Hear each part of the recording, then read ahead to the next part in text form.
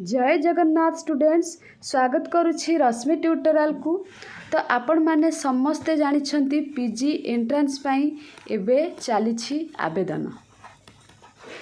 तो आज आसिकी आपण मानकर हे गलानी 24 तारीख भितर केते जण पिला आवेदन कलेनी।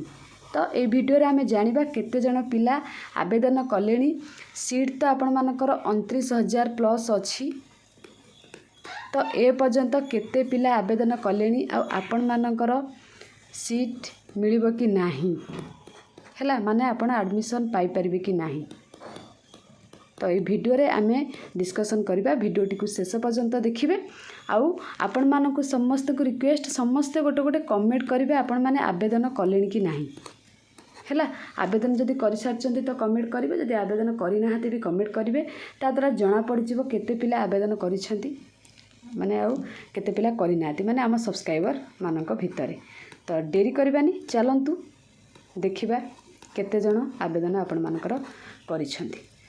तो नॉर्मली आमे सब बेले जो साइट्स रे देखंती सेही साइट को पळेबा, सेही साइट रे क्लिक करिकि देखिबा। आपण माने समस्त जानिछंती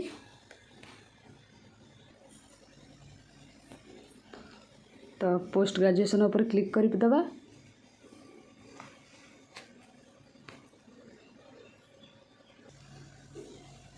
तो ये देखंतु तल को स्क्रॉल करके आपण मान को देखै दउछि। तो ये आपण मानकर किछि समय पर शो कर जिवो इंस्टीट्यूट देछि, तापर इनटेक कैपेसिटी देछि। एटार कलर चेंज कर दउछि जा द्वारा आपण माने जानि परिबे। तो ये इंस्टीट्यूट आपण मानकर देछि, तापर इनटेक कैपेसिटी देछि, अप्लाइड ऑनलाइन काफी रिसिप्ट एटा आपण माने समस्ते जानि छंती। आपण माने समस्त तो साम्स रो सब किछि देखि कि जानि परथिबे, किंतु ए वीडियो आनिबार कारण कोन मु आपण मान को कहि देबे वीडियो आनिबार कारणटा कोन। तो आपण माने देखुचंती एठी इनटेक कैपेसिटी आपनकर रहिछि 29,006 माने सीट आपण मानकर रहिछि 29,006 आउ एठी इंस्टीट्यूट आपण मानकर अछि 114। तापरे अप्लाइड ऑनलाइन आज पर्यंत अप्लाई आपण मानकर 24 तारीख सुधा कलेनी 25,744 आ फीस डिपोजिट कर सारचंती 25,448। तो आउ आपण मानकर रहिला आज को लगे कि 4 दिन रहिला आवेदन करिया पे।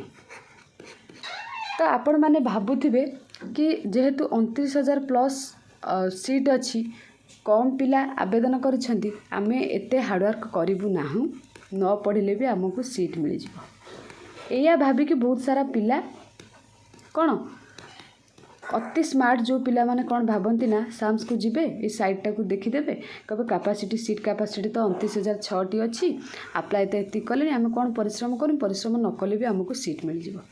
तो मन रखिथे सब बेले स्मार्ट हवा भल, ओभर स्मार्ट हवा आदौ भी भल नुहे। ठीक अच्छे आपण मैंने सीट पाइबे, ठीक अच्छे कौटी भी हेले गोटे सीट पाइबे, किंतु भल कॉलेज रे पाई परिबे नाही, गोटे भल यूनिवर्सिटी रे आपण माने पाई परिबे नाही एडमिशन जदि परिश्रम न करूछंती हैला। परिश्रमटा आपण मानकर मैंडेटरी।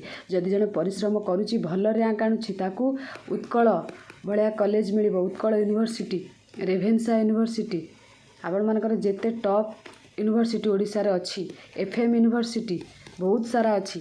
तो जदि आपण माने भल रैंक पाउछंती ताले एई सब यूनिवर्सिटी रे आपण मान को एडमिशन मिलिबो, बुझि पारछंती। आउ यूनिवर्सिटी मानकर एडमिशन मिलिले आपण माने जदि गवर्नमेंट रे आपण मानकर तो टाइम लागिबो काना प्रिपरेशन करिके आपण लेक्चर हेबा पय टाइम लागिबो, किंतु जदि प्राइवेट रे आपण माने लेक्चर हेबा को चाहिबे ना तो निश्चित सब एई सब कॉलेज मानकर माने उत्कल, रेभेन्सा, तापर आपनकर एफएम हैला, राजेंद्र यूनिवर्सिटी हैला, जेते सारा माने टॉप टॉप यूनिवर्सिटी हम ओडिसा रे अछि। तो सेठी आपण माने जदि पढ़िथिबे प्राइवेट वाला आपण मान को डाकी कि नेबे प्राइवेट कॉलेज गुडाक आ भल सैलरी भी देबे। तो सेथि पय आपण मान को कहूछि हार्डवर्क करंतु। जणे पिला मते सीट अबाउट रे मेसेज करथिले तो सेथि पय मु ए वीडियोटा आनिली, नहले ए वीडियो मु आदो भी आपण मान को पय आनि न थांती। ए वीडियोटा इंपोर्टेंट थिला कहीं ना बहुत पिला भावुं सीट तो अधिक अच्छी, पिला तो कम अप्लाई कर पढ़ू कम बिना पढ़ारे आमर एडमिशन हो।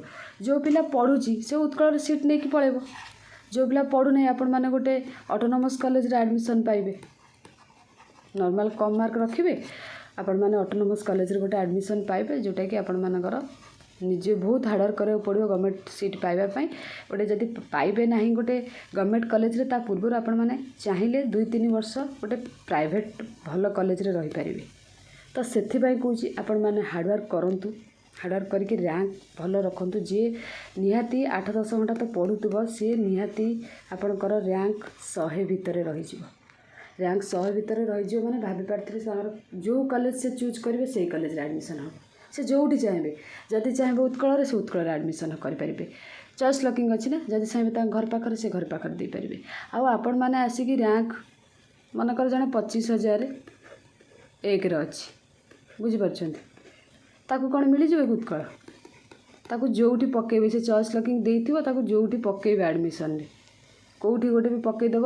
ଇଭିନ୍ ଆପଣ ଘର ଗୋଟେ ଜାଗାରେ ହେଇଥିବ, ପିଲା ବହୁତ ଦୂରକୁ, ଆରଥର କ'ଣ ହେଇଛି କି ବହୁତ ସାରା ପିଲାଙ୍କର କମ୍ ମାର୍କ ଥିବାରୁ କେଉଁଠି ନେଇକି ପିଲାଙ୍କର ଆଡ଼ମିସନ୍ କରିଦେଲା।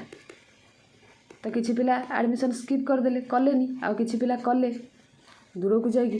ତ ଦୂରକୁ ଯାଇକି ପଢ଼ିବା ଅପେକ୍ଷା ଘର ପାଖରେ ନ ପଢ଼ିବେ କାହିଁକି? ସେଥିପାଇଁ ଆଉ ତ ମାସେ ରହିଲା ଆପଣଙ୍କ ହାତରେ, ଜୁଲାଇ 3ରେ ଆପଣଙ୍କର ଏକ୍ଜାମ୍। ମାସେ ପରିଶ୍ରମ କରନ୍ତୁ। ମୁଁ ତ ସବୁବେଳେ କହି ଆସୁଛି ଆପଣମାନଙ୍କୁ, ଏପ୍ରିଲ ମନ୍ଥ ଠାରୁ କହି ଆସୁଛି କି ପରିଶ୍ରମ କରନ୍ତୁ। ଆପଣଙ୍କର ଅସୁବିଧା କ'ଣ? ପଢ଼ିବାର ଅସୁବିଧା କ'ଣ? ପଢ଼ିବା ପାଇଁ ମାନେ ପିଲା ପାଗଳ ହେଇଯାଉଛନ୍ତି, କିନ୍ତୁ ଆପଣମାନେ କ'ଣ ନା ପଢ଼ିବୁନୁ, ବିନା ପଢ଼ାରେ ଆମେ ଏଣ୍ଟ୍ରାନ୍ସ କ୍ୱାଲିଫାଏ କରିଯିବୁ। ଏଇଟା କେବେ ପସିବୁଲ୍ ହେଲାଣି? ଗୋଟେ ପିଲା 10 ଘଣ୍ଟା ପଢ଼ିବ, ତାକୁ ଭଗବାନ ଫଳ ଦେବେନି, ଆଉ ଆପଣମାନଙ୍କୁ ଦେଇଦେବେ ଫଳ। ଆପଣମାନେ ଘଣ୍ଟେ 2 ଘଣ୍ଟା ଆଦୌ ବି ପିଲା ପଢ଼ୁନାହାନ୍ତି। ଏପର୍ଯ୍ୟନ୍ତ ମୁଁ କହୁଛି ଆପଣମାନଙ୍କ ଭିତରେ 60% ପିଲା, 40% ପିଲା ପଢ଼ୁଥିବେ, 60% ପିଲା ଏପର୍ଯ୍ୟନ୍ତ ପଢ଼ା ଷ୍ଟାର୍ଟ କରିନାହାନ୍ତି।